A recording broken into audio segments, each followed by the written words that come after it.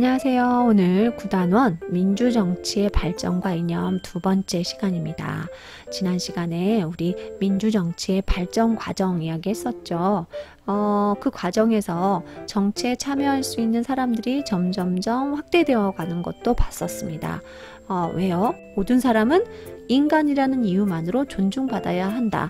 이것이 민주정치 발전 과정에서 참 중요했던 겁니다. 사실 이게 오늘 배울 내용입니다. 민주정치의 발전 과정을 토대로 지난 시간에 배운 거예요. 그것을 토대로 민주주의가 추구하고자 하는 이념이 무엇인지, 그리고 민주정치의 기본 원리를 도출할 수 있습니다. 민주주의가 추구하고자 하는 것은 뭐예요? 모든 사람이 인간이라는 이유만으로 존중받아야 한다는 거예요. 그게 인간의 존엄성이죠. 인간의 존엄성을 실현하려면 개인에게 뭐를 보장해줘야 돼요? 누구든지 어떤 조건 상관없이 똑같이 대해줘야 되겠죠. 그리고 그들에게 자유를 인정해줘야 되겠죠. 인간의 존엄성이 가장 민주주의에서 추구하는 최고의 이념이라면 이 인간의 존엄성을 위해서 개인에게 뭐를 보장해줘야 돼요?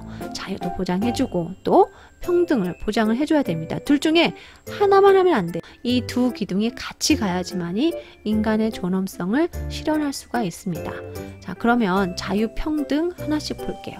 자유라는 게 뭐예요? 여러분이 알고 있는 거죠. 자유라는 건 내 마음대로 할 수 있는 거예요.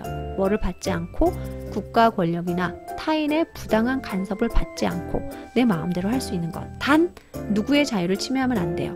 다른 사람의 자유를 침해하지 않는 범위 내에서. 이게 바로 자유예요. 그럼 평등은 뭐야? 성별, 인종, 재산, 신분 이런 것에 따라서 부당하게 차별받지 않고 똑같이 대우받는 것. 이게 평등입니다.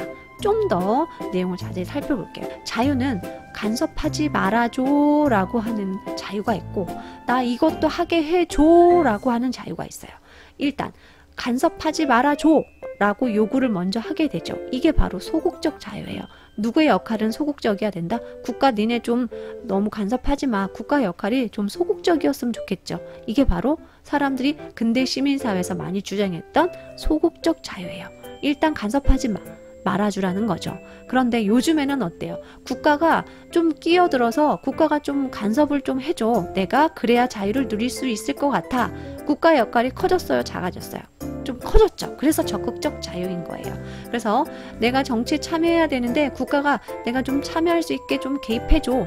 또 내가 교육도 받고 쾌적한 환경에서 살아야 되는데 그럴 자유가 나한테 있어. 그러니까 국가가 이것 좀 해줘 라고 국가의 역할이 커지면서 그런 것을 요구하는 것을 적극적 자유라고 합니다. 자, 그 다음에 평등입니다. 평등은 모든 사람에게 똑같이 대우하는 건데 평등도 두 가지 수준이 있어요.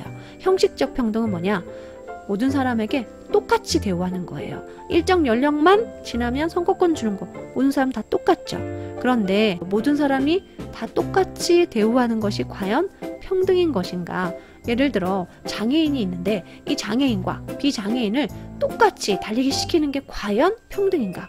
아니라는 거죠. 따라서 선천적인, 후천적인 차이를 고려해서 사회적인 약자를 배려해주는 것이 오히려 이게 더 평등이다. 이게 바로 실질적 평등이에요. 그래서 형식적 평등과 실질적 평등이 다 보장이 적절하게 이루어져야 되겠죠. 그래야만 인간의 존엄성이 실현이 될 수 있겠죠.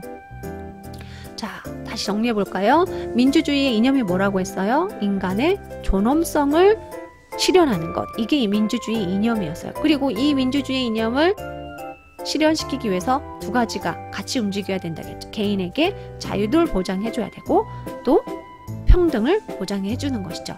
그러면 우리 헌법에서는 이게 보장되어 있을까요? 예, 우리나라 헌법 제10조입니다. 우리 국민은 인간으로서의 존엄과 가치를 갖는다 라고 해서 우리 헌법에서도 인간의 존엄성을 규정하고 있고 국가가 이를 보장해야 된다고 이야기합니다.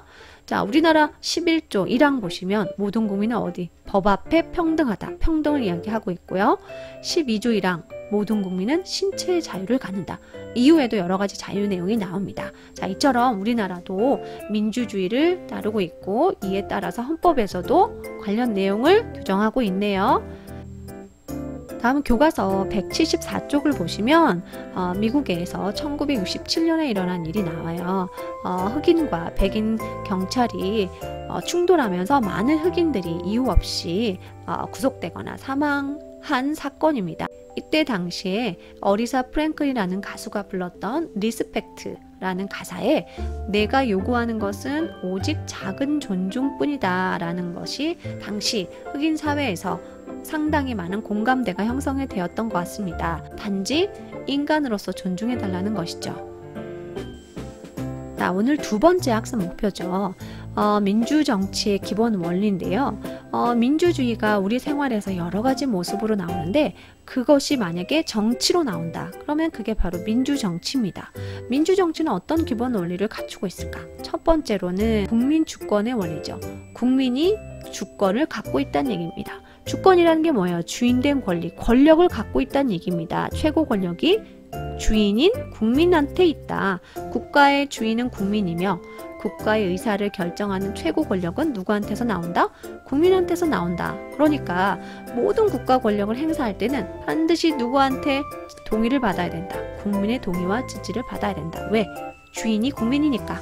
자, 실제 우리나라 헌법 1조 2항에 보면요. 대한민국의 주권은 주인된 권리 누구한테 있다? 국민한테 있다.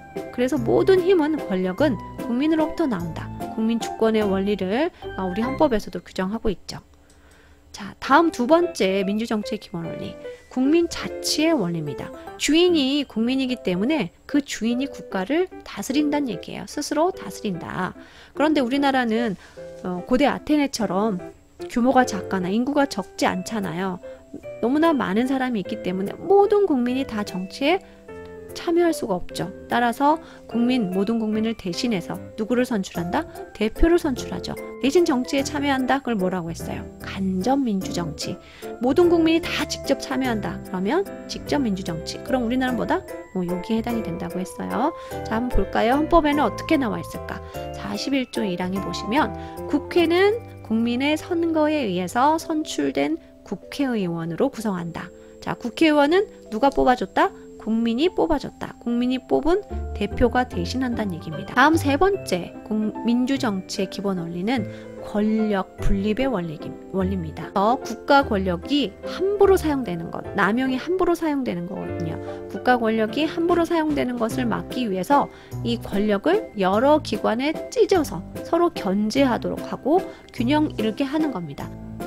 자, 왜 그런 거예요? 국민의 자유와 권리를 보장하고 결국은 인간의 존엄성을 실현하기 위한 것이죠. 자, 우리나라는 권력을 크게 세 개의 기관으로 찢어놨습니다. 분리를 해놨다는 얘기예요. 일단 법을 만드는 권력. 법을 만드는 것은 입법부에서, 국회에서 하는 것이고요. 법 만들었으면 어떻게 해야 돼요? 이것을 집행해야 되겠죠. 이게 바로 행정부입니다. 대통령도 각부 장관 생각하면 쉽겠죠. 그 다음에 법조항 하나하나를 해석하고 실제로 적용하고 판단을 내려요. 재판합니다. 법원 생각하면 쉽겠죠. 이렇게 권력을 세 개로 찢어놨습니다. 그리고 서로 견제하게 하여서 결국은 국민의 자유와 권리를 보장하게 하는 것이죠. 이것이 바로 권력 분립의 원리. 그리고 마지막 민주정치의 기본 원리는 입헌주의의 원리예요.